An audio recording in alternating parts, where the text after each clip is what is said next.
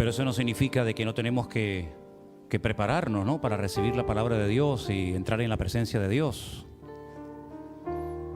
Si estuviéramos en el Antiguo Testamento, que no estamos, pero si estuviéramos viviendo en aquella época, no es como hoy en día que uno sale de la casa y viene y entra a la iglesia y bueno, da igual lo que estuviste hablando hace una hora o lo que estuviste haciendo. Las cosas eran mucho más serias. Lo que pasa que con eso de que como somos cristianos y vivimos en la libertad de Cristo, parece como que hay una cierta libertad a veces mal entendida. Había todo un rito, todo un proceso de purificación que todos los que querían subir a la presencia del Señor tenían que hacer. No se podía ir a la presencia de Dios de cualquier manera, ni con cualquier actitud. Porque ¿saben lo que ocurría? Que el Señor no aceptaba aquellos sacrificios y aquellas ofrendas de aquella gente.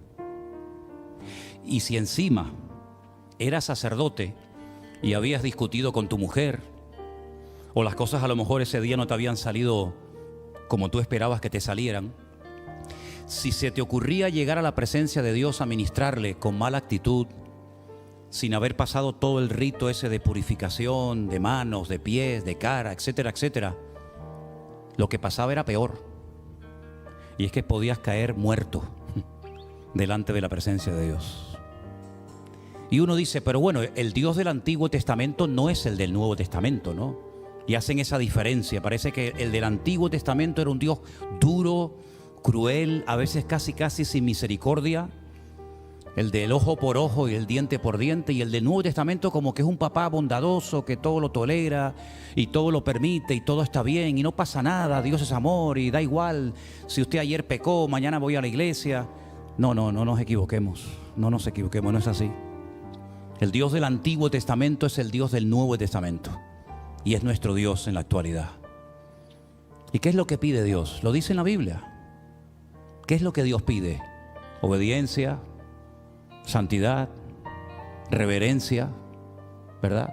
¿Saben ustedes que cuando una persona llevaba un animal al altar del sacrificio para presentarlo delante de Dios, no podía llevar al animal a la fuerza, pegándole tirones, empujones, malas palabras o dándole con un palo, sino que tenía que llevarlo despacito, tranquilo, sin levantar demasiado la voz, porque iban a ir a la presencia de Dios? Y por eso cuando el Señor Jesucristo quiso entrar a ese templo, cuando Él entró y vio el ambiente que allí había, dijo: esto no es la casa de mi Padre, esto no es una casa de oración, esto es un mercado, esto es una cueva de ladrones. Pero no se habían dado cuenta, ni Anás, que era el sumo sacerdote, ni Caifás, que también era otro. Nadie se sentía mal, porque por allí entraban ovejas y cabras, y perdonen, alguna haría sus necesidades también por allí. Pero nadie se sentía mal hasta que entró el Señor en su casa, hasta que entró el Señor en su templo y dijo: habéis convertido mi casa, porque esta es mi casa, la casa de mi Padre, la habéis convertido en una cueva de ladrones. Y dice que hizo un látigo con cuerdas y volcó las mesas, hizo una limpieza allá adentro tremenda, como ningún hombre se atrevería a haber hecho, por miedo a perder el apoyo popular, por miedo a ser criticado, por miedo a que alguien dijera: este hombre no tiene amor, porque ¿cómo es posible que trate a la gente así? Volcando las mesas, echando a la gente casi a patadas, a empujones. Pero allí estaba aquel que dijo que Él es amor, misericordia, bondad, porque Dios es un Dios que pide de nosotros respeto y que pide santidad y que pide obediencia y que pide orden. ¿Se han preparado ustedes para venir hoy a la presencia de nuestro Dios Santo? ¿Se han preparado? ¿Sí? ¿Sí o no? Voy a hacer la pregunta porque no sé si... ¿Se oye esto fuera? ¿Ustedes se han preparado hoy para venir a la presencia de Dios? ¿Y qué habéis hecho? Tú, por ejemplo, Alfredo, ¿qué hiciste para venir hoy al culto? Sí. ¿Cómo te preparaste para venir a la iglesia? ¿Estás tranquilo? Perfecto. Bien arregladito. ¿Qué hiciste para venir hoy a la iglesia? Tranquilo, relajado. Hoy no es el día para hablar de negocios. ni de lo que voy a hacer mañana o de lo que voy a comprar. No, hoy no es el día para eso. Miren, Dios es tan misericordioso que dijo: 6 días para ti, dame 1 para mí. ¿Se imaginan ustedes que Dios lo hubiera hecho al revés? Que podía haberlo hecho, ¿sí o no? Porque para eso es Dios. 6 días para mí y el que sobra para ustedes, para trabajar, para lo que sea. Lo hizo al revés, porque Él sabía que si nos llega a pedir 6 en vez de 1, no sabemos lo que hubiera ocurrido. Pero hoy es el día en el que a muchos hermanos les hubiera gustado ir al culto, pero no han podido ir. ¿Saben cuántos pastores han muerto en España en lo que va del año pasado? Docenas y docenas de pastores han muerto aquí en España. ¿Saben que raro es el día que no me llaman algunos hermanos de alguna iglesia de México, de Estados Unidos, de Colombia, de Perú, de muchos lugares, y me dicen: pastor, nuestro pastor se ha muerto y no hay nadie que le reemplace? ¿Saben cuántos cristianos hoy les hubiera gustado ir a su iglesia y no han podido? Y tú que puedes no vienes. ¿Qué te parece? Yo dije el jueves que en pleno confinamiento, cuando estábamos aquí, mi esposa Elena, mi hija Miriam y yo, y no podíamos hacer cultos con la puerta abierta, cuando hicimos el primer culto, varias personas, y me acordaré toda mi vida, porque desde el 14 de mayo lo tengo todo grabado aquí, todo, varias personas dijeron: ay, qué ganas tenemos de ir al culto, qué ganas tenemos de ver a los hermanos, de estar juntos. Incluso algunas personas dijeron: no me voy a perder ni un culto en cuanto yo pueda ir a la iglesia, porque ahora valoro lo que es estar sin cultos durante meses. Y esas personas a veces no se apuntan para venir al culto. Y yo lo recuerdo. Gracias a Dios la memoria todavía me funciona. Hermanos, valoremos el estar esta tarde en este lugar, porque hay millones de hermanos nuestros que no pueden estar en su iglesia, porque o su pastor murió, o porque la cerraron porque no tenían medios económicos para poder mantenerla, o por cualquier otro motivo. Pero nosotros, gracias a Dios, podemos otra vez reunirnos aquí. Pero ¿saben cuántos no pueden venir hoy a la iglesia de nuestra congregación? Ni se imaginan. Y es tremendamente duro cuando te llaman y te dicen: pastor, ¿puedo ir el domingo al culto? Digo: no puedes. Todavía no se puede. Y te llama una familia: pastor, ¿yo puedo ir al culto? Hay gente que lleva 2 domingos sin venir a la iglesia. No pueden venir los jueves, solamente pueden venir los domingos. Y hoy es el segundo domingo, el tercero, si no me equivoco, que no pueden venir. ¿Qué les parece, hermanos? Para mí es un honor estar en este lugar en esta tarde. Para mí es un privilegio. Valóralo, porque a lo mejor, quién sabe, es el último día que nos vemos juntos. Saben, hay un testimonio tremendo que queremos contar de un milagro, porque nosotros creemos en un Dios de milagros. ¿Ya llegó Elena? ¿Ha llegado Elena? Toda una iglesia se contaminó, se contagió por el virus. Esta iglesia en la que yo estuve hace poquito predicando en Alicante, toda la iglesia se enfermó, toda. Del pastor, la esposa, las hijas, todos. Y tenemos noticias frescas de lo que Dios ha hecho. Realmente impresionante, realmente tremendo. Elena recibió hoy una llamada de Alicante, de otro pastor, que es el que nos informa de la situación de la esposa del pastor que estaba muriéndose. Incluso ya habían dicho: ya no hay nada que hacer. Pero hay noticias frescas. Vamos a escucharlas en esta tarde, por favor. Y después de escucharlas nos ponemos de pie, presentamos el culto al Señor y comenzamos a alabar a nuestro Dios. Elena, pasa.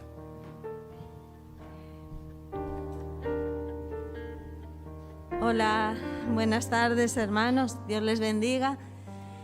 Bueno, hay novedades para bien acerca de Mariela. El jueves oramos, momentos antes del ese jueves antes del culto yo no sabía, pero ya la habían sacado del coma y desde entonces ha sido una mejoría increíble. Es tremendo porque esa planta donde ella estaban los enfermos ya muriéndose, ella uno de ellos. Ella vio vio mientras tenía conciencia. Se fueron muriendo uno tras otro y la única que sobrevivió de esa planta ha sido ella. Eso es un milagro increíble. De tal manera que los médicos dicen que ella es el milagro es la que volvió de la muerte. Así que bueno, queda camino por recorrer. Saben que cuando uno está tan grave, pues todo llevará un proceso, pero sigamos orando porque ha sido un auténtico milagro. Me decía Freddy que el domingo pasado, me parece que estaban el esposo, Claudio, el pastor de la iglesia, en reunión por Zoom, y los médicos llamaron en ese momento diciendo que no se hiciera ninguna ilusión porque no había prácticamente esperanzas. Así que tenemos un Dios aún de milagros. Yo doy gracias a Dios porque, como se anunció aquí, ha habido tantos miles de personas que nos oyen, que nos siguen y han estado con carga en su corazón orando por Mariela, y son muchos los correos, los WhatsApp que preguntan acerca de ella. Entonces también públicamente hay que dar este testimonio, porque además de ello ella ya se ha puesto a responder WhatsApp y eso, y según ella cuenta, y ya contará muchas más cosas, que en ese estado tan cerca de la muerte tuvo un encuentro con Dios. No sé qué experiencia habrá vivido, pero bueno, lo importante es que el Señor ha tenido misericordia, y sigamos orando por ella porque le queda camino por recorrer, pero si ha hecho lo más grande, lo demás ya que no va a hacer el Señor. Así que vamos a dar un fuerte aplauso al Señor, y así ya respondemos a todas esas hermanos que nos preguntan desde otros lugares del mundo cómo está. Pues está evolucionando milagrosamente, la única superviviente en toda esa planta. Así que a Dios sea la gloria. Amén, amén, gloria a Dios. Nos ponemos de pie, queridos hermanos. Denle de fuerte aplauso al Señor. Denle fuerte ese aplauso al Rey, al que vive, a nuestro Dios. A ti la gloria, Señor. Gracias, Señor, porque tú has respondido a la oración de tu iglesia. Gracias, Señor, porque tú has respondido a la oración de tu amada iglesia. Y te damos gracias por la vida de esta hermana Mariela, Señor, allí en la península, en Alicante. Fortalécela ahora, Señor, que viene ese proceso de recuperación. Pero gracias porque tú la has salvado, tú la has cuidado, Señor, y hay alegría en nuestros corazones porque tú has respondido. Gracias, Señor. Gracias, Señor, por tu fidelidad. Hemos venido esta tarde, un grupo de tus hijos, a este lugar para alabarte, para adorarte, porque tú eres el único digno de alabanza, el único digno, Señor, de recibir toda la adoración. No hay nadie en el cielo, ni en la tierra, ni debajo de la tierra como tú, Señor. Tú eres santo, tú eres digno de alabanza, tú eres digno de adoración. Y en esta tarde estamos aquí, Señor, para levantar nuestros corazones, levantar nuestras voces, levantar nuestras manos delante de tu altar y decirte gracias, Señor, porque tú eres bueno y para siempre tu misericordia. Aleluya. Alabemos a Dios en esta tarde. Démosle a Él toda la gloria y la honra, porque Él se la merece. Aleluya. Vamos a alabar a nuestro Dios. Aleluya. Aleluya. Sí, Señor. Oh, gracias, Jesús. Mi amado, gracias, Jesús. El más bello entre millares y millares. Mi amado es el más bello entre millares y millares.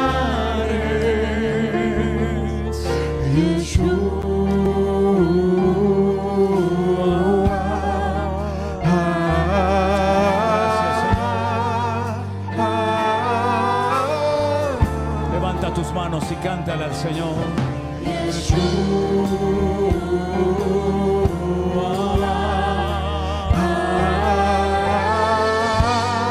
Gracias, Señor. Te adoramos, Jesús. Gracias, Señor, te alabamos. Te adoramos a ti, da la gloria, la honra. Bendito sea tu nombre, Señor. Santo, santo, digno eres. Gracias, Jesús. Gracias, mi Señor. Te adoramos, te levantamos en alto, señores, señores. Rey de reyes, a ti la gloria, a ti la honra. Aleluya. Es la gloria por siempre.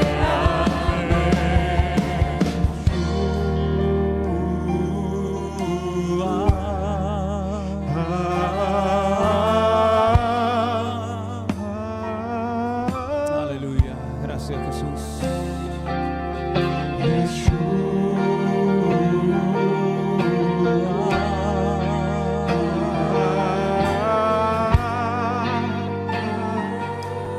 Una vez más, dilo conmigo, Yeshua, todos.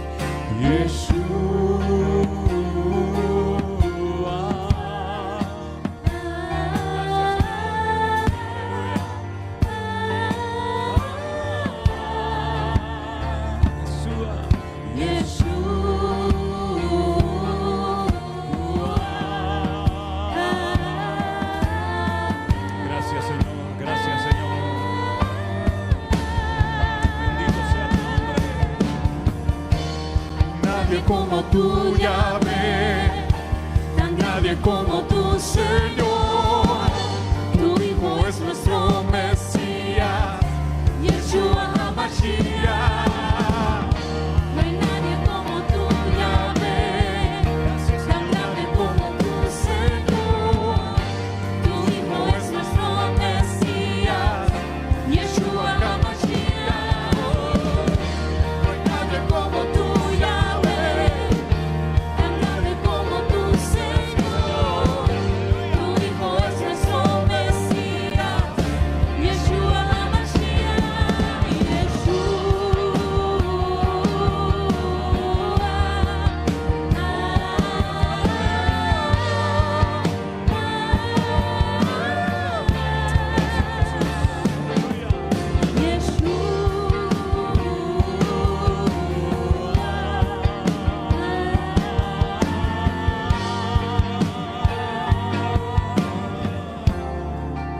Gracias, Señor Jesús.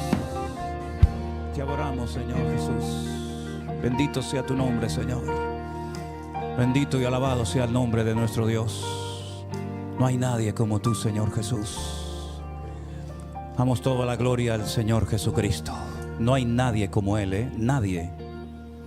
Jesús no fue un profeta. No. Jesús era el Hijo de Dios. Esa es la mentira que le enseñan a muchos. Jesús fue un profeta.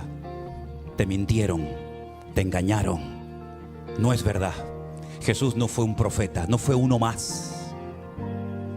Jesús es el Hijo de Dios, que vino a este mundo a morir en una cruz.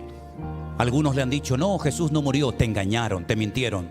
Jesús sí murió en una cruz. Sí murió en la cruz. Hay muchas evidencias históricas de lo que estoy diciendo. Y resucitó al tercer día. Krishna no resucitó, Mahoma no resucitó. Ningún personaje de la historia se levantó al tercer día y subió a la diestra de Dios Padre, sentado allí intercediendo por nosotros, y volverá otra vez. Ninguno. Ni siquiera los grandes hombres de la Biblia, Moisés, Abraham, David, Jeremías, Zacarías, todos murieron. Sin embargo, Él resucitó al tercer día y está esta tarde en este lugar. Y si tú quieres, solamente si tú quieres, Él puede entrar en tu corazón y cambiar y transformar tu vida, porque Él no fue uno más. Todos los demás sí fueron uno más. Murieron, tuvieron sus días de gloria y todos murieron, pero Él está vivo por los siglos de los siglos. Amén. Fuerte ese aplauso a nuestro Dios. A Él la gloria y la honra. Todos los demás están muertos, Él está vivo. Aleluya. Amén. Así es. No hay nadie como Él. Aleluya. Él es único. Amén. Tu Hijo es nuestro Mesías. Gracias. Amén. Yeshua HaMashiach. Así se llama Él. No hay nadie como tú, Yahvé. No hay nadie como tú, Señor. Tu Hijo es nuestro Mesías. Yeshua HaMashiach.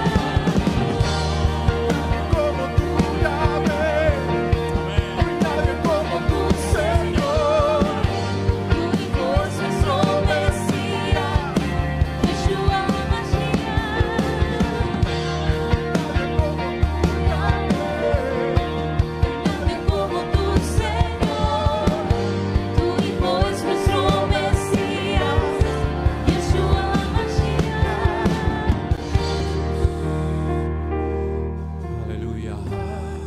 Gracias, Señor. Gracias, Señor. Gracias, Señor. Gracias, mi Señor Jesús. Gracias, Señor Jesús. Qué tremendo tuvo que ser para los discípulos cuando de repente el Señor aparece en medio de ellos. Ellos creían que todo había desaparecido, los milagros, su presencia, que se habían equivocado, que se habían confundido de hombre. Se quedaron con la boca abierta y sorprendidos cuando lo ven entrar por las puertas y enseña sus manos y sus pies y les dice: Shalom Aleichem, paz a vosotros. Eso es lo que el Señor nos dice hoy a nosotros: paz en medio de la tormenta, paz en medio del dolor, paz en medio de las circunstancias. Yo estoy con vosotros todos los días hasta el fin del mundo. Amén, hermanos. Gloria a Dios. Yo sé que son cosas que tú sabes. Yo sé que son cosas que tú has oído, pero es bueno recordarlas. Y es bueno que de vez en cuando nos demos cuenta de lo grandioso que es el nombre de nuestro Señor Jesucristo. Como hemos cantado, Yeshua HaMashiach. En el capítulo 5 del libro del Apocalipsis hay una porción extraordinaria. Búsquenla, por favor, si tienen su Biblia a mano, aunque la vamos a poner aquí en la pantalla también. Y vamos a leer todo el capítulo entero.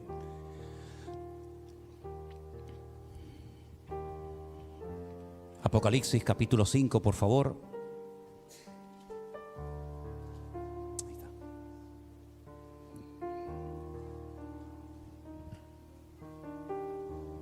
Gracias, Jesús. Sentado en el trono un libro escrito por dentro y por fuera, sellado con 7 sellos, y vi a un ángel fuerte que pregonaba a gran voz: ¿quién es digno de abrir el libro y de desatar sus sellos? Aleluya. Y ninguno, ni en el cielo ni en la tierra, ni debajo de la tierra, podía abrir el libro, ni aún mirarlo. Y lloraba yo mucho, porque no se había hallado a ninguno digno de abrir el libro, ni de leerlo, ni de mirarlo.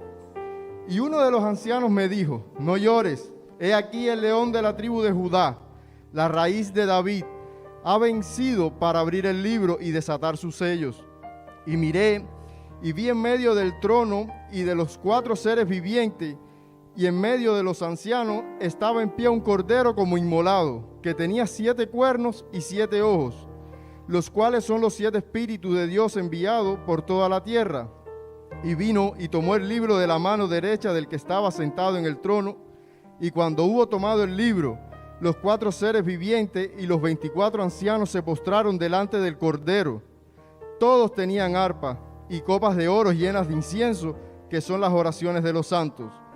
Y cantaban un nuevo cántico diciendo: digno eres de tomar el libro y de abrir sus sellos, porque tú fuiste inmolado y con tu sangre nos has redimido para Dios, de todo linaje y lengua y pueblo y nación, y nos has hecho para nuestro Dios reyes y sacerdotes, y reinaremos sobre la tierra.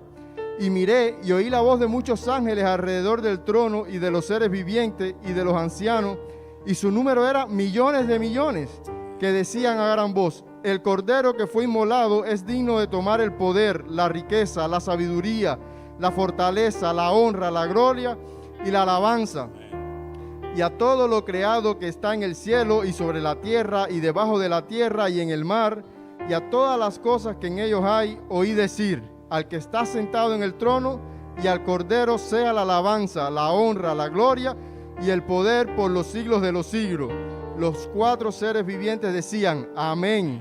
Y los 24 ancianos se postraron sobre sus rostros y adoraron al que vive por los siglos de los siglos. ¿Cuántos dicen amén?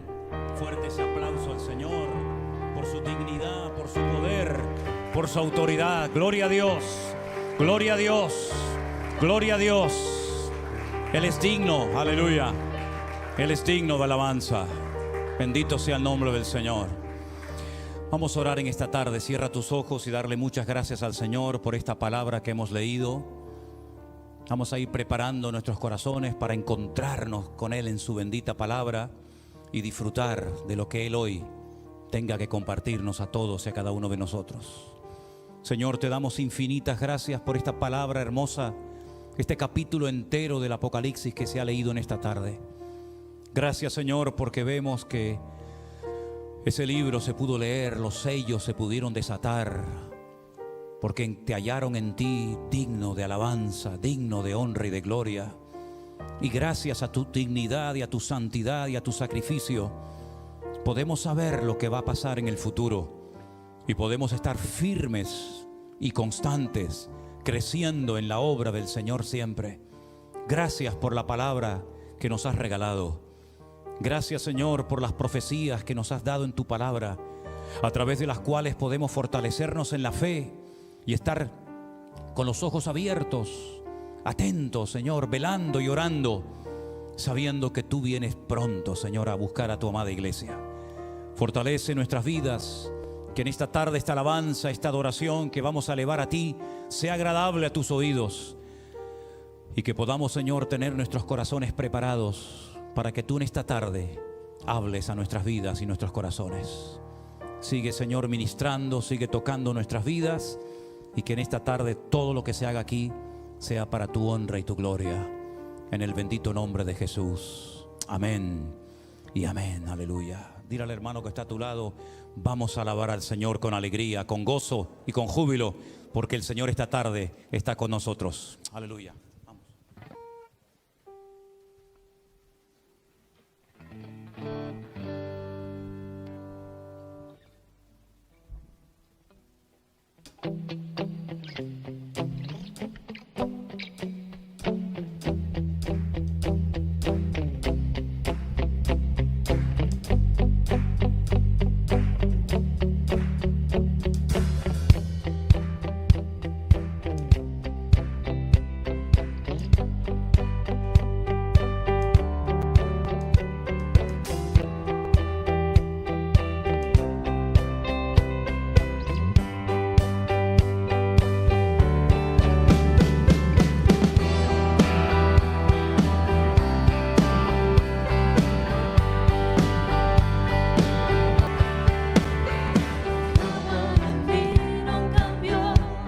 ¿Lo cree? Los ojos del ciego se abrió, no hay nadie como. Hoy revélanos la gloria de tu reino.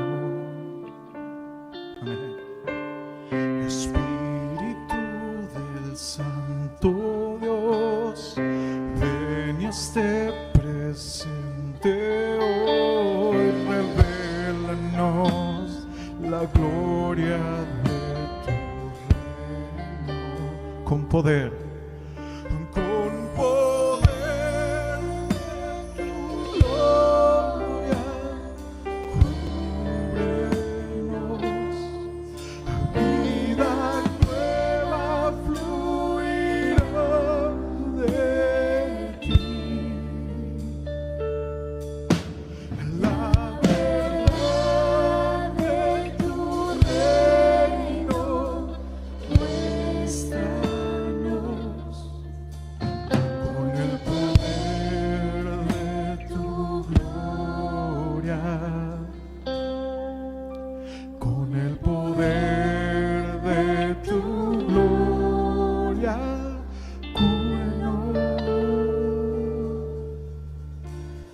Espíritu del Santo Dios, ven a ser presente hoy, revélanos la gloria de tu reino. Espíritu del Santo Dios, ven a ser presente hoy, revélanos la gloria de tu reino. Con poder de tu gloria, cúbrenos, vida nueva fluirá de ti.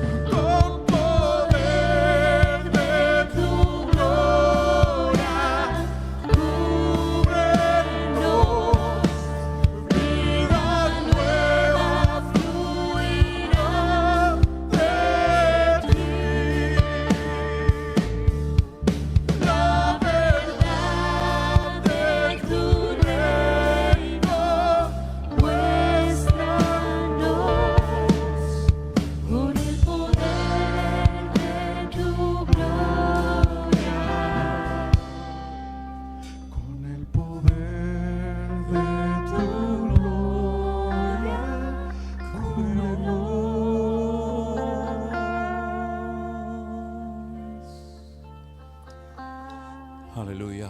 Gracias, Señor. Gracias, Señor, por tu presencia en este lugar. Pedimos que ahora bendigas tu palabra, Señor, y que caiga en buena tierra, Señor. Y que tu palabra traiga ese fruto, ese cambio que solamente tú puedes producir, Señor.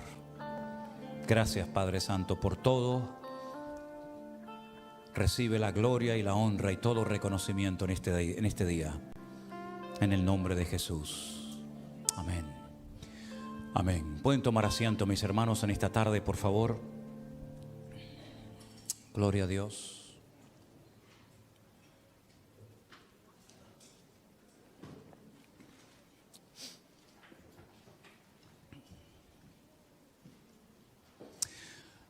Hay una palabra que nosotros los cristianos utilizamos muy a menudo. Después les voy a dar unos datos de cuántas veces aparece esa palabra en la Biblia. Pero yo creo que es muy importante, así como el domingo pasado vimos y analizamos el significado de la palabra amén, porque también es otra de las palabras que utilizamos muy a menudo. A mí me gustaría que poco a poco tú fueras sabiendo el significado de las palabras que tantas veces oyes mientras cantamos, mientras se ora, incluso mientras se predica.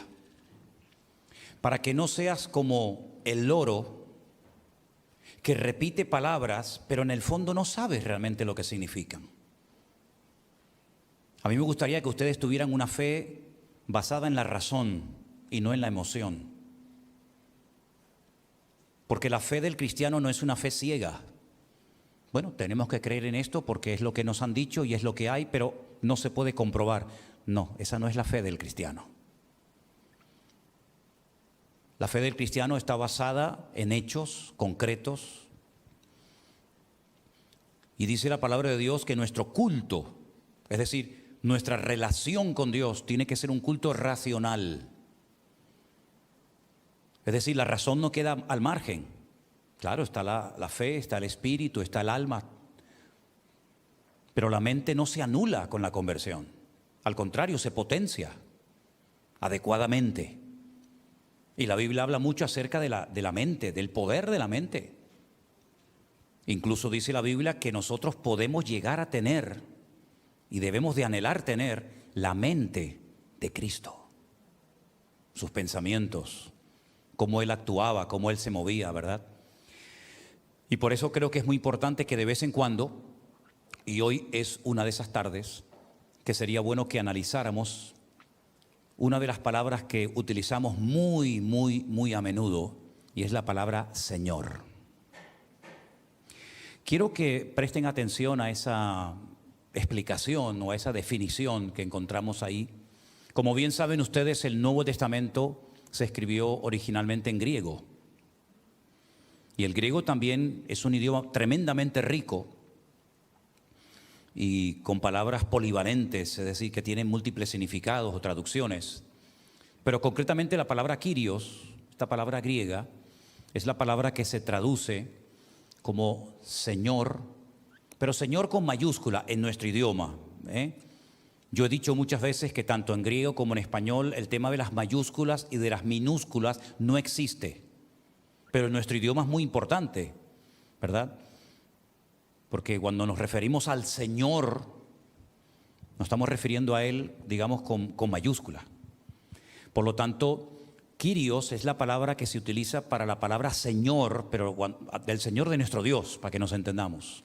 También se podría traducir como tutor, maestro.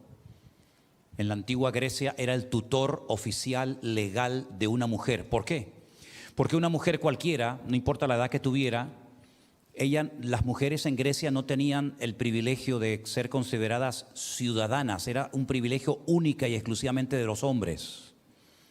Por lo tanto, como ellas no tenían este estatus de ciudadana, tenían que tener un tutor, un kyrios, por supuesto un adulto, un hombre, pues no podían actuar de forma independiente ante cualquier contrato legal. El kyrios, que tenía también un papel de responsable para una mujer soltera, sería en este caso su padre. Y en el caso que éste muriese, podría ser un hermano, un tío o un pariente cercano, pero siempre masculino. Cuando se casaba, este papel del Kyrios pasaba a su marido, y su marido era su señor. Y si se quedaba viuda, podía tener por Kyrios a su hermano o incluso hasta a su propio hijo. Uno de los versículos que a veces es muy mal interpretado, porque no se termina de entender lo que significa eso de Señor, es cuando dice la Biblia que Sara llamaba a su marido Señor. Baal en hebreo. Baal significa Señor, que es diferente a la palabra que se utiliza para referirse al Señor nuestro Dios, que es Adonai. Pero Baal significa Señor, Baalí es mi Señor o mi marido.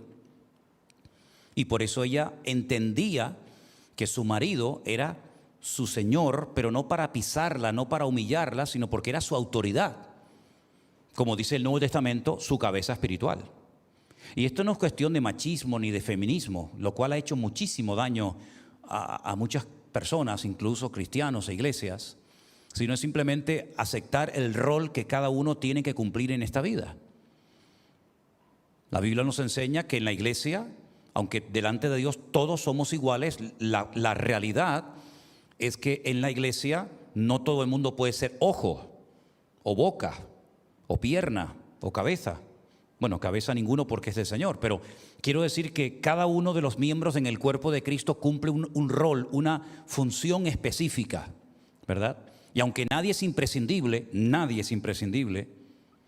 lo que está bien claro es que cuando un miembro deja de ejercer su función y de aportar lo que tiene que aportar, está perjudicando al resto del cuerpo de Cristo.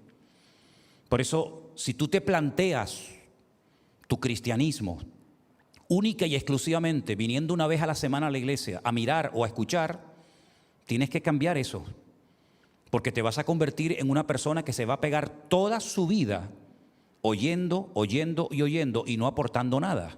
Y no estoy hablando de aporte económico, que es el que a mí personalmente el que menos me interesa, sino hablo de tu aporte espiritual. ¿Qué aporta usted viniendo a esta iglesia? Yo sé lo que yo tengo que aportar y creo que lo estoy aportando. Sé cuál es mi función, a lo que Dios me llamó y a lo que Dios no me llamó también lo tengo claro. Pero usted tiene con el paso del tiempo que preguntarse, bueno, yo ya me he convertido, he entendido el Evangelio, he decidido venir a esta iglesia, si ese es su caso, si no lo es, pues usted tendrá que orar para ver si es aquí o en otra. Y usted tiene que plantearse en algún momento de su vida cuál es su función en esa iglesia en la que el Señor le ha puesto. Porque simplemente como oidor, usted no va a terminar de desarrollar y de echar fuera, si me permiten la palabra, todo lo que usted tiene para aportar al cuerpo de Cristo. Es como si la mano se niega a trabajar. Bueno, hay gente que escribe con los pies, incluso hacen cuadros extraordinarios. El otro día, por cierto, vi a un muchacho tocando la guitarra con los pies que ni yo con las dos manos la toco como él. Pero no es lo normal. La guitarra no se diseñó. De hecho, la forma de guitarra tiene forma de mujer. Y no se tocaba en horizontal, sino en vertical, como si fuera un violonchelo. Y no tenía 6 cuerdas, eso lo hicieron los españoles. La guitarra es un instrumento de origen árabe que tenía 5 cuerdas y cuando vino a España los españoles le metieron una más, 6. ¿Verdad? Y se toca con la mano. Por lo tanto, usted tiene que saber cuál es su función dentro del cuerpo de Cristo. Ahora bien, para formar parte del cuerpo de Cristo hay un paso que es fundamental, insustituible, y es el de confesar, ahora hablaremos de eso, confesar públicamente que Jesús es el Señor. Y usted dice, eso es muy fácil, ¿no? Sí, pero no es, repita conmigo, Jesús es el Señor. Amén. El siguiente. Jesús es el Señor. Amén. El siguiente. No. Vamos a profundizar un poco en el término. ¿A quién se le llamaba en la época del Imperio Romano Kyrios o Señor? Únicamente al César de Roma y a las divinidades que éste adoraba. Ese título no se le podía dar absolutamente a nadie. No había ningún sacerdote, ningún rabino, nadie en el mundo que pudiera osar atreverse a llamarse Kyrios, máxima autoridad, maestro, Señor.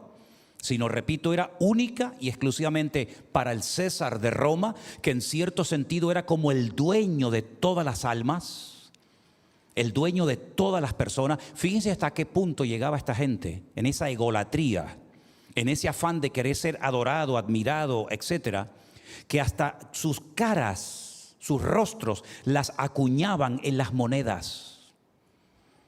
Y ellos consideraban que toda moneda que llevara su cara, su rostro, era de él. Si no, es que yo tengo monedas. No, usted no tiene monedas. Esas monedas son mías porque tienen mi rostro.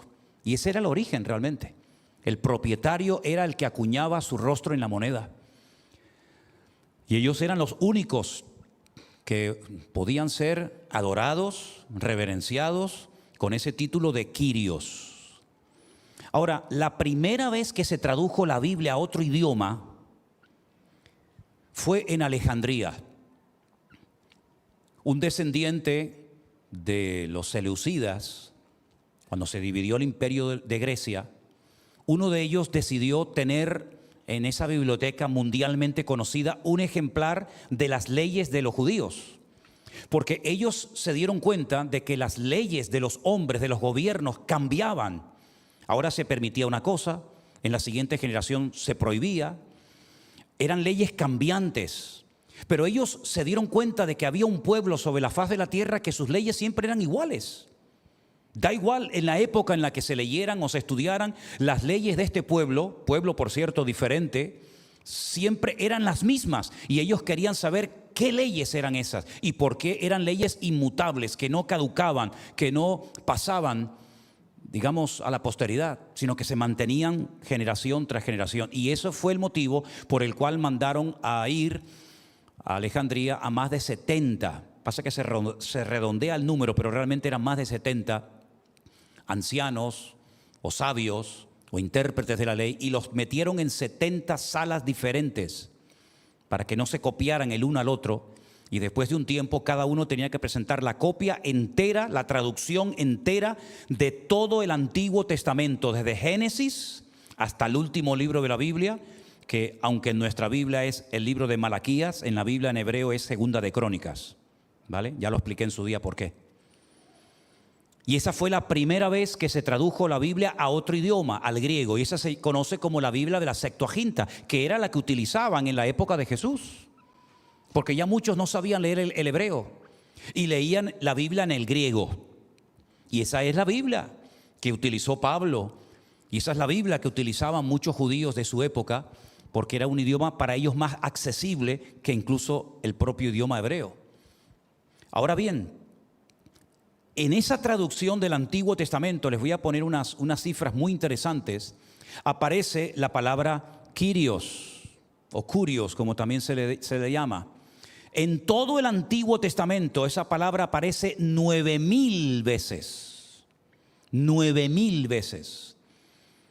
3,000 veces se traduce como la palabra Adonai, que significa Señor.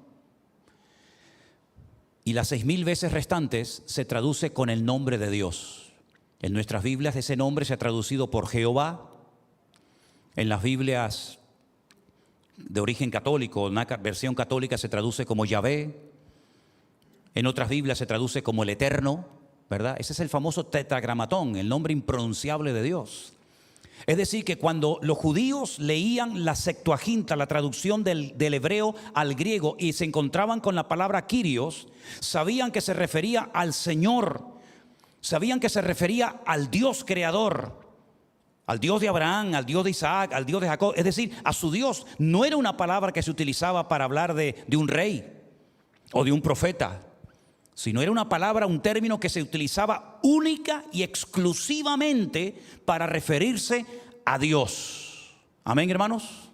Muy bien. Teniendo esto en cuenta, y después de haber dado esta pequeña introducción, ahora podemos entender la profundidad de lo que significa confesar a Cristo públicamente como el Señor, lo cual es fundamental que toda persona que quiere formar parte del reino de Dios tiene sí o sí que hacerlo. Romanos capítulo 10, por favor, versículo 9. Si confesares con tu boca que Jesús es el Kyrios. Ya hemos explicado quién es el Kyrios. Si tú confiesas con tu boca que Jesús es el Adonai del Antiguo Testamento, el Yahvé del Antiguo Testamento, si tú confiesas que Él es ese y lo crees en tu corazón, que Dios le levantó de los muertos, serás salvo. Quiero que leamos este versículo todos juntos, por favor, en alta voz. Y los que están en casa también lo pueden hacer con nosotros. Si confesares con tu boca que Jesús es el Señor y creyeres en tu corazón que Dios le levantó de los muertos, serás salvo. No es simplemente venir a la iglesia. Hay gente que viene a la iglesia y no son salvos. Hay hijos de creyentes que se han criado en la iglesia. A lo mejor su madre lo trajo desde su propio vientre y asistieron a la escuela dominical de niños y fueron a lo mejor a algún campamento, o suelen venir regularmente al culto de jóvenes y no son salvos. Hay incluso hijos de pastores que se criaron en el evangelio que no son salvos. Hay personas que puede ser que lleven toda la vida en la iglesia y no son salvos. Porque la salvación no viene por asistir a esta o a cualquier otra iglesia cristiana o evangélica o de la denominación que sea. La salvación no se obtiene así. La salvación no se obtiene cuando uno se bautiza. Dice, bueno, yo me quiero bautizar. Y seguramente más de uno se habrá bautizado y a lo mejor en el fondo sabía lo que estaba haciendo, lo que significaba. Y a lo mejor no era ni convertido. Salvo, ¿no? Que es lo mismo. Luego, esto es un asunto muy serio. Porque la salvación de tu alma o tu condenación eterna depende de esto. Así que pregúntate, ¿tú has confesado públicamente con tu boca, no con tus pensamientos? No así que nadie se entere. No, confesar, declarar, hablar en alta voz que Jesús es Dios. Porque Kyrios era la palabra que se utilizaba para hacer referencia a Dios, a Adonai, a Yahvé, a Yahweh, a Jehová, al Eterno. ¿Tú crees que Jesús es ese? ¿Lo crees en tu corazón? ¿Lo confiesas con tu boca? Entonces eres salvo. Si no lo crees y si no lo confiesas, tú no eres salvo. Eres simpatizante. Y hay gente que viene a la iglesia porque a lo mejor ven un buen ambiente, ¿no? Para los hijos, o dice, bueno, vámonos a la iglesia. Pero es que usted no tiene que venir a la iglesia de excursión. Usted no tiene que venir aquí a la iglesia para verme a mí. Usted no tiene que venir a la iglesia porque quiere un ambiente sano para sus hijos o para usted o para su matrimonio. Y entonces, bueno, aquí como hay un ambiente sano y buena gente. No, pero es que la iglesia no se creó para eso. La iglesia no es un club. La iglesia no es una sociedad donde venimos una serie de socios que nos llevamos bien, nos conocemos, ¿verdad? Hacemos alguna comilona de vez en cuando, hacemos alguna excursión, un partido de fútbol, jugamos o nos entretenemos, cantamos algunas canciones. No, es que la iglesia no es eso. Para eso están otras asociaciones.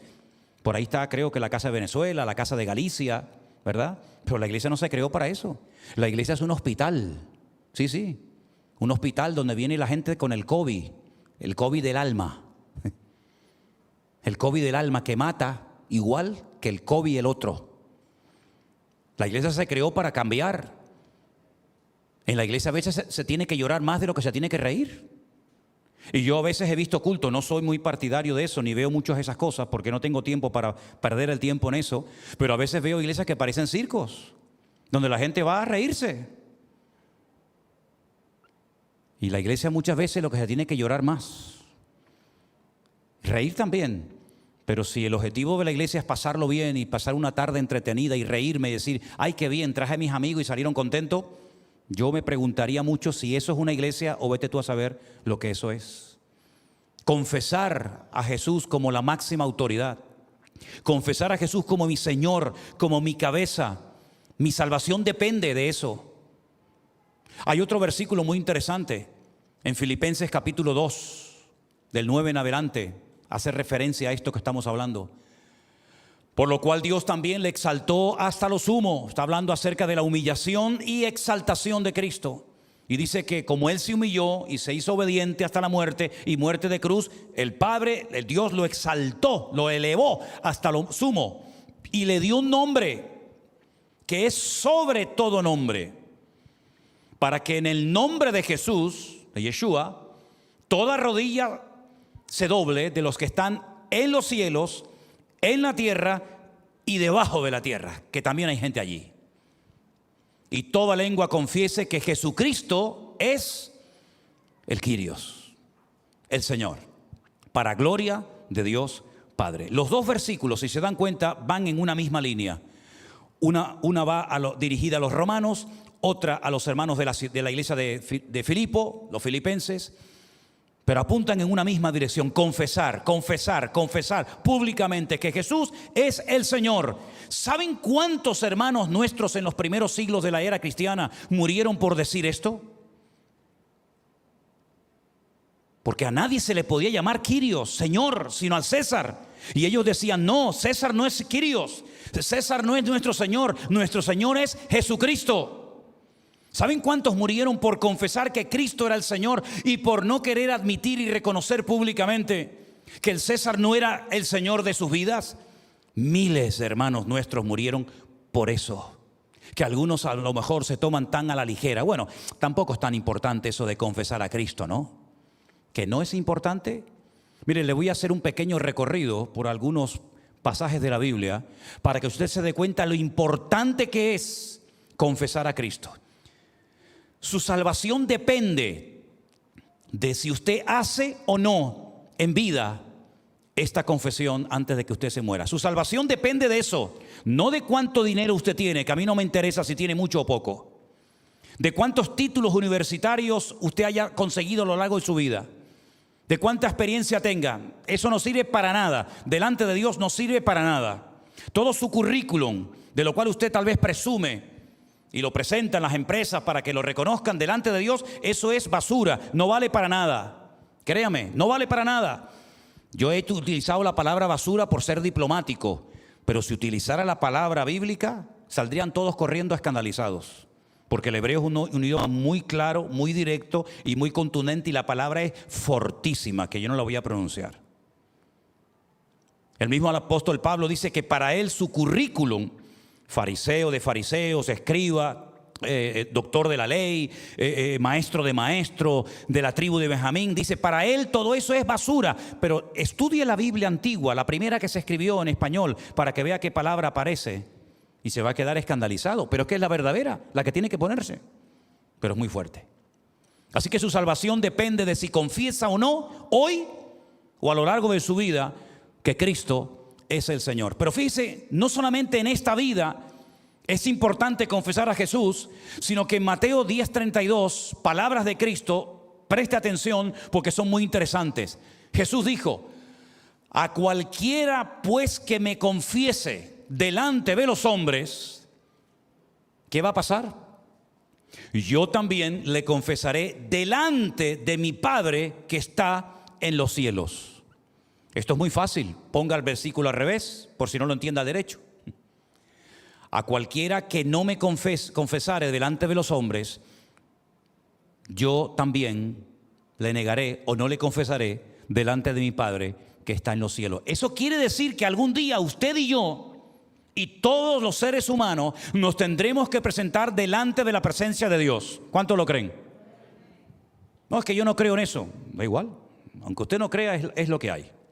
Es que a mí no me gusta, es que da igual. Es que Dios no depende de tus gustos para ser Dios o para tomar decisiones. Es que Dios no depende de lo que se decida en un cónclave o en una reunión administrativa de la denominación esta o aquella. Es que Dios no depende de eso. Dios ha dicho: si ustedes me confiesan delante de los hombres y no se avergüenzan de mí, si se atreven a decir públicamente, tú eres Dios, ¿qué eso significa? Señor, Kyrios. Si tú no te avergüenzas de decir eso delante de tu padre, en el colegio, en la universidad, a tus compañeros de trabajo, etcétera, etcétera, cuando tú te presentes en la otra vida delante de mí, yo te confesaré y le diré: Padre, déjalo entrar, porque él me confesó en la tierra y yo lo confieso delante de ti. Así que, ¿qué te parece? Así que lo que estamos no es para tomárselo a la ligera, no es una broma. Está en juego tu destino eterno, la salvación o la condenación eterna de tu alma. El que tú confieses o no a Cristo marca la diferencia entre que te quedes o te vayas cuando el Señor arrebata a su amada iglesia en las nubes. ¿Tú sabías que Cristo va a arrebatar a su amada iglesia? ¿Tú sabías eso? Ya lo puedes quitar si quieres. Dice la Biblia que los que están en el polvo, los que están durmiendo, serán despertados. Y luego nosotros, los que vivimos, seremos arrebatados juntamente con ellos en las nubes para recibir al Señor en el aire. ¿A quiénes levanta el Señor? ¿A quiénes arrebata? ¿A quiénes lleva el Señor? A los que confesaron que Él era el Kyrios. Y a los que no lo hicieron, se quedan. Por eso dice la Biblia en Mateo 24, 2 estarán durmiendo en una cama. ¿De qué habla ahí? ¿De una relación de adulterio? No, habla de un matrimonio. No va a poner ejemplos antibíblicos, no es coherente. Habla de una relación. Pero no dice la Biblia, cree en el Señor Jesucristo y serás salvo tú y tu casa. Es que eso no es una promesa, mijo. Eso es una profecía que Pablo le dio a un señor que se comprobó esa noche porque se convirtió el carcelero de Filipo y toda su casa. Pero eso no es una promesa. ¿Y cómo no es una promesa? 2 estarán en una cama, es decir, el marido y la mujer. Uno será tomado y el otro se queda. Pero si ella era convertida, ¿por qué se queda él? Porque él no confesó nunca a Cristo como su Señor y Salvador personal. Por eso se quedó. O viceversa, se fue él y se quedó ella. Entonces no es que como mi mujer tiene una fe tremenda, pues ya quiere decir que ya mi marido y mis hijos nos vamos con el Señor. Yo no sé si te enseñaron a ti eso, pero eso no es bíblico. La salvación no se transmite. La salvación es personal e intransferible. Tú no te puedes convertir por 4 o 5 miembros de tu familia. Hay sectas como por ejemplo los mormones que dicen, bueno, como los que se murieron no eran mormones, nos bautizamos por ellos y se salvan, aunque se condenaron porque no eran de nuestra secta o de nuestra religión. Es que tampoco es bíblico. La salvación, repito, es intransferible, es personal. Si tú no te conviertes, tú te quedas. Por eso el que te vayas o que te quedes en esta vida depende de si confiesas o no al Señor Jesucristo como tu Señor y Salvador personal. Y ya sabes lo que significa la palabra Señor: Dios, autoridad, maestro, cabeza, etcétera, etcétera. No hay nada por encima de Él. Pero bueno, habrá otras maneras, preguntarán algunos. Habrá otras formas. Bueno, vamos a ver qué nos dice la Biblia. Hechos capítulo 4, versículo 12. A ver si esa pregunta tiene respuesta, que sí la tiene, mírala. En ningún otro hay salvación. Pero esto descarta muchas religiones, claro. Millones. En ningún otro hay salvación, porque no hay otro nombre bajo el cielo. No hay, no lo busque porque no lo va a encontrar. No hay otro nombre bajo el cielo dado a los hombres en el que podamos ser salvos. No lo hay. Pero es que yo pensaba que si yo me comportaba bien y si yo iba por aquí o hacía las cosas bien según mi religión, bueno, eso es lo que usted pensaba. Pero te vuelvo a decir, es que hay mucha gente que la han engañado. Y yo creo que una de las funciones principales por las cuales Dios me puso aquí y delante de esas cámaras, ¿saben para qué? Es para sacar a millones y a millones de personas de las mentiras que les han metido en la cabeza. Y gracias a Dios, miles de personas están convirtiendo en estos últimos tiempos para la gloria de Dios. Y dicen textualmente: gracias a Dios por la palabra, pastor. Gracias a Dios porque han caído las escamas de mis ojos. Porque es tiempo de que se te hable claro el evangelio. No hay otro nombre, no lo hay. Pero hay otro versículo aún más fuerte que este. Primera de Timoteo 2:5. Porque hay un solo mediador, hay un solo Dios y un solo mediador entre Dios y los hombres. ¿Y cómo se llama ese mediador? Ese intercesor. Pero no era María. No. Pero es que a mí me enseñaron, y a mí también. Y a mí también me lo enseñaron. ¿Pero quién te lo enseñó? ¿Dios o los hombres? Los hombres, ¿verdad? Solamente hay un Dios. Y ahí creo que la mayoría estamos de acuerdo. Pero en lo que muchos no están de acuerdo es en eso de que hay un solo mediador entre Dios y los hombres. Y se llama Jesucristo, hombre. Así que no hay otro nombre, no hay otro mediador. Y la única forma de ser salvos y no quedarnos en esta vida y perder nuestra vida, nuestra alma eternamente y para siempre, es confesando públicamente que Él es el Señor para gloria de Dios Padre. ¿Cuántos dicen amén? Si prestaron atención a la lectura de esta tarde, en Apocalipsis capítulo 5, es tremendo este capítulo. Yo le pedí a Rafael que lo leyera entero. Antes de comenzar el culto le dije, bueno, es que es un capítulo muy largo, pero claro, me daba pena cortarlo, porque es que es un capítulo extraordinario. Porque aquí surge un dilema, aquí surge una pregunta. Y vamos a leer a partir del versículo 1. Y vi en la mano derecha del que estaba sentado en el trono un libro escrito por dentro y por fuera, sellado con 7 sellos. Y vi a un ángel fuerte que pregonaba a gran voz: ¿quién es digno de abrir el libro y de desatar sus sellos? Todo esto está pasando en la otra vida, allí, en esa dimensión diferente a la nuestra. Un libro que está escrito por dentro y por fuera, nadie lo puede mirar, nadie lo puede leer, ¿verdad? La pregunta recorre el cielo: ¿quién es digno de abrir este libro, de desatar sus sellos? Y la respuesta es tremenda: ninguno, ni en el cielo, ni en la tierra, ni debajo de la tierra podía abrir el libro, ni aún mirarlo. Y mira que hay gente en el cielo. Está Pablo, está José, está María. ¿Quién más? Está Abraham. ¿Quién más? Moisés, Jacob, José, Noé.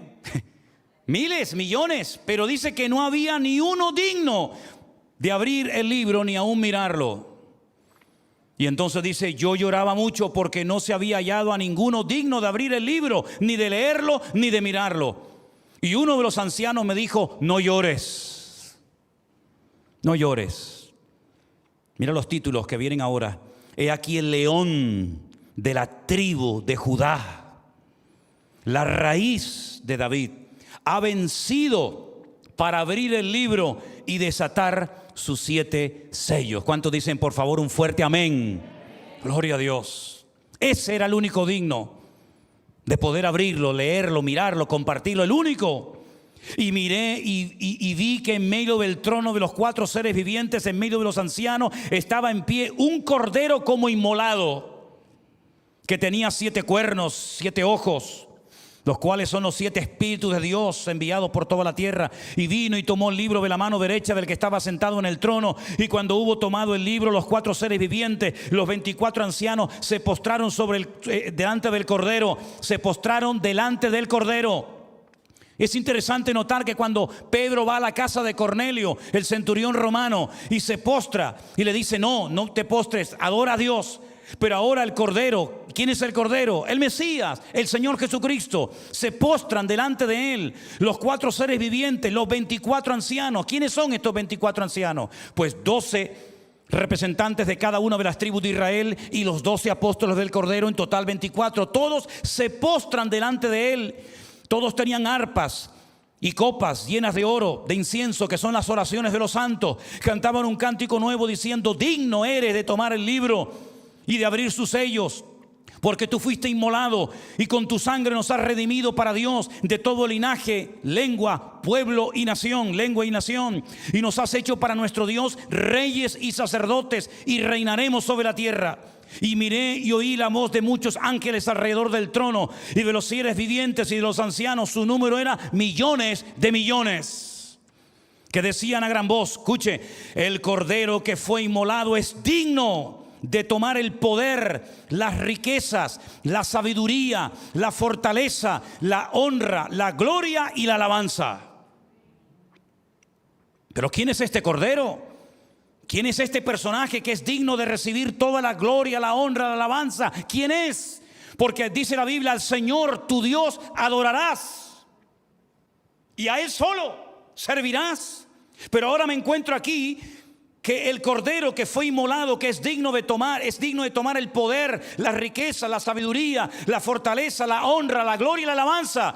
Entonces, ¿en qué quedamos? ¿Adoramos a Dios o adoramos a Jesús? ¿Y no será que son lo mismo? ¿Y no será que Jesús es Dios? Porque si no fuera Dios, esto sería idolatría. Estaríamos adorando a un hombre creyendo que es Dios. Pero esto es Biblia. Esto no es la teología de esta iglesia local. Esto es la palabra de Dios. Bautistas, pentecostales, metodistas, anglicanos, católicos.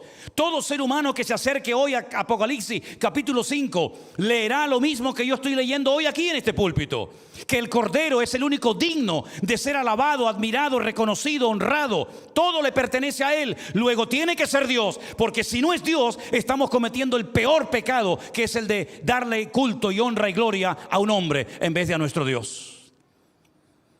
Y todo lo creado que está en el cielo y sobre la tierra y debajo de la tierra y en el mar y todas las cosas que en ellos hay, oí decir al que está sentado en el trono y al Cordero sea la alabanza, la honra, la gloria, el poder por los siglos de los siglos. Amén.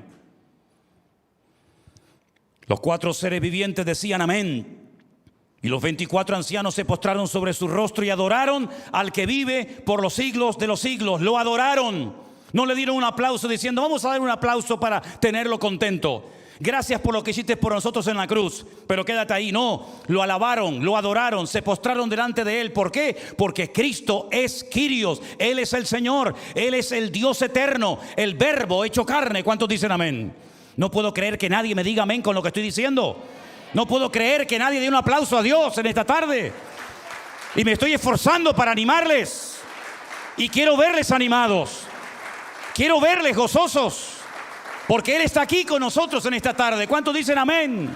Gloria a Dios. Por favor, hermano, por favor. Que no hemos venido aquí con cara triste, no hemos venido a un funeral. Yo he venido a adorar a mi Dios, al que me cambió, al que me sanó y al que me echó los demonios que tenía en el cuerpo. Él está aquí conmigo en esta tarde. Él está aquí en esta iglesia con nosotros. Y no nos cueste nunca decir amén. No nos cueste nunca decir gloria a Dios. Es que yo me convertí en una iglesia, hermano. Yo me crié en una denominación que eso de dar aplauso y de decir gloria a Dios no se hacía, no era normal. Pues vaya acostumbrándose, mijo. Vaya acostumbrándose. Porque en el cielo estaremos todo el día dando aplausos, Y en el cielo estaremos todo el día diciendo gloria a Dios y aleluya y digno eres y santo y santo. Así que vaya practicando desde ahora. Porque estamos aquí para aprender. ¿Cuántos dicen amén? Al que no era capaz, al que no se atrevía, al que no quería, al que se negaba rotundamente a reconocer que el César de Roma era el Kyrios, le cortaban la cabeza directamente. Así de claro. ¿Se dan cuenta lo que significa confesar a Cristo? ¿Se dan cuenta que no es venga conmigo, repita conmigo, yo acepto a Jesús, perdóname Señor, amén, venga al siguiente? ¿Se dan cuenta que es mucho más profundo? Ahora, si Él es el Señor, si Él es el Dios verdadero y si Él es la máxima autoridad, significa que yo ahora le pertenezco a Él. Y hay alguien que lo entendió perfectamente. ¿Y saben quién fue? Saulo de Tarso, Pablo. Él dijo, ya no vivo yo, mas vive Cristo en mí. ¿Qué significa ser redimido? Otra palabra que ya en su momento explicaremos. Redimido. Hemos sido redimidos por la sangre de Cristo. Y a veces no saben ni lo que están diciendo. Redimido, comprado. ¿Se acuerdan ustedes cuando aquel hombre se levanta por la noche y pone así su mano y no encuentra a su mujer en la cama con él? Y sale por las calles a buscarla y se da cuenta de que está en una plataforma en público delante de todo el mundo, totalmente desnuda, de arriba abajo, y la están subastando como si fuera una esclava. Y el Señor le dice, cómprala y vuélvela a llevar a tu casa. Y se la lleva a su casa, seguramente dando todo lo que tenía, después de pasar la vergüenza de ver a su mujer expuesta como si fuera un animal en una plaza pública, a punto de ser llevada, vete tú a saber a qué país, para humillarla y violarla, cuanta era su amo.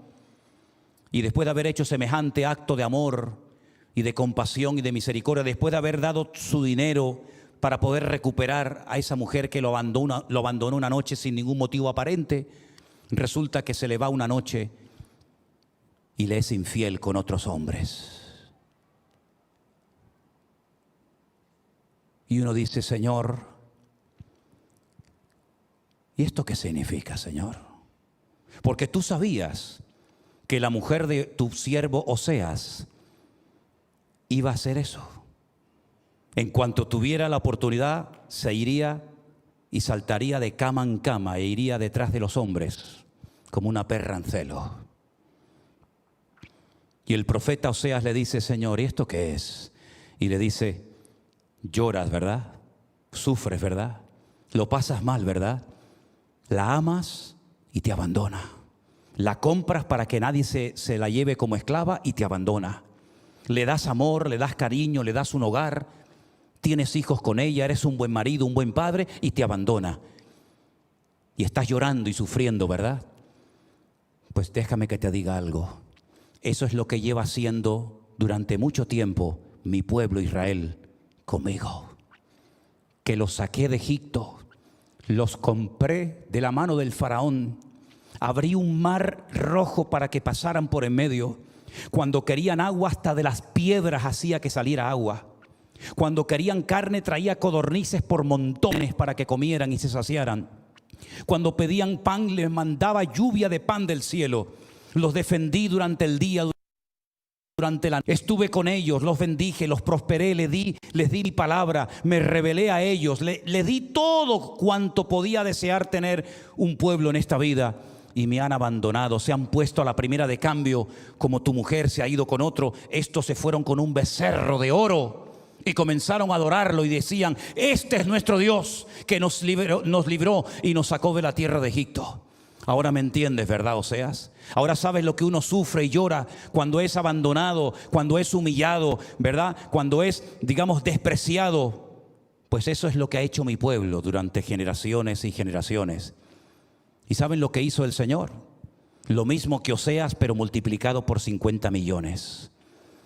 Viendo que su pueblo, viendo que nosotros, a la primera de cambio, si no era en una cosa, era en otra, un día decidió venir personalmente. Vino personalmente, se humanó, tomó forma de hombre y nació como cualquier criatura. Y estuvo en el vientre 9 meses esperando, como tiene que esperar una criatura para nacer. Y a los 9 meses nace y espera hasta los 30. Y cuando empieza su ministerio, comienza a sanar a los enfermos, a echar fuera demonios, a levantar muertos de las tumbas, a hacer milagros espectaculares, demostrando como Oseas que Él es un Dios de amor, un Dios de misericordia, lento para la ira, grande en misericordia. Y cuando llegó el momento de decir, bueno, ahora hemos entendido el gran amor de Dios, me llevan ante Poncio Pilato, ante uno que se llama el Quirios, y le pregunta la autoridad: ¿a quién queréis? ¿A vuestro rey? ¿O a este desgraciado llamado Barrabás? Y se fueron detrás de Barrabás, del peor, como tu mujer, Oseas, se ha ido detrás de lo peor, teniendo lo mejor en su casa y no valorándolo. Y ese es el amor de Dios. Él lo hizo todo por amor a ti y por amor a mí. Y lo único que nos pide es que si confesares con tu boca que Jesús es el Quirios, es el Señor, serás salvo. Nada más. Yo haré lo difícil, les dejo a ustedes la parte fácil. Mi pregunta es, en esta tarde, ¿estamos dispuestos todos los que estamos aquí y todos los que están en casa? ¿Estamos dispuestos a confesar? No solamente a creer en el corazón, sino a confesar con nuestros labios, con nuestra boca, que Jesús es el Señor. ¿Estamos dispuestos? Esa es la diferencia entre salvación y nación. Dios, cuando lleguemos a su presencia, no te va a preguntar: ¿cuántas veces fuiste a la iglesia? ¿Pagaste los diezmos? ¿Te hiciste miembro? ¿Cantaste alguna vez en la plataforma? ¿Compartiste la palabra? ¿Cantabas bien? ¿Predicabas bien? Él no te va a preguntar nada de eso. ¿A qué denominación pertenecías mientras estuviste en la tierra? Él no te va a preguntar nada de eso. Él solamente va a querer saber si tú te atreviste a confesarle públicamente delante de los hombres como tu Señor y tu Salvador. Y entonces, y solamente entonces, podrás pasar de muerte a vida. Cierra tus ojos en esta tarde ahí donde estás.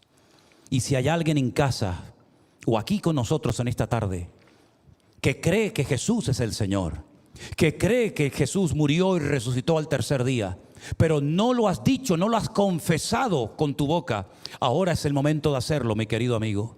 Ahora es el momento de decir: yo confieso que Jesús, Yeshua, el Mesías, es el Quirios, es el Señor, es la máxima autoridad, es Dios, y yo me entrego a Dios.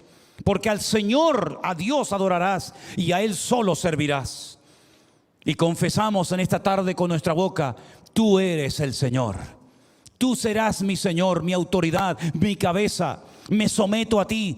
Hay gente que no se quiere someter a nada ni a nadie, pero sométanse a Dios, porque sometiéndote a Dios seréis libres. Sometiéndote a Dios serás salvo. Sometiéndote a Dios serás feliz y tendrás lleno tu corazón y nunca más te sentirás vacío, ni desorientado, ni con una insatisfacción constante y permanente. Si confiesas hoy que Jesús es el Señor, podrás pasar de muerte a vida y todos tus pecados serán perdonados y serás parte de la familia, de la gran familia y maravillosa familia de Dios. Él te protegerá, Él te cuidará, Él estará contigo todos los días hasta el fin del mundo. Pero haz hoy esta sabia decisión. Confiésalo, confiésalo ahora. Di ahí donde estás: confieso que Jesús es el Señor. Confieso que tú eres mi autoridad. No hay rey, no hay gobernante, no hay hombre, no hay nadie digno como tú, Señor. María no pudo abrir aquel libro, ni San Pablo, ni Moisés, ni Daniel, ni Abraham. Solamente hay uno digno de abrir y de desatar aquel libro, y es el Cordero de Dios que quita el pecado del mundo, el león de la tribu de Judá, la raíz de David, el Verbo hecho carne. Eso es entender el Evangelio. Eso es entender la palabra. Eso es entender el plan eterno de la redención de Dios para la humanidad. Confesar que Cristo es el Señor. Y ese es el motivo por el cual todavía Él no ha venido. No porque retarde su promesa, según algunos la tienen por tardanza, sino que es paciente, paciente contigo, para que digas hoy conmigo: Cristo es el Señor. Cristo es mi Señor y mi Salvador. Es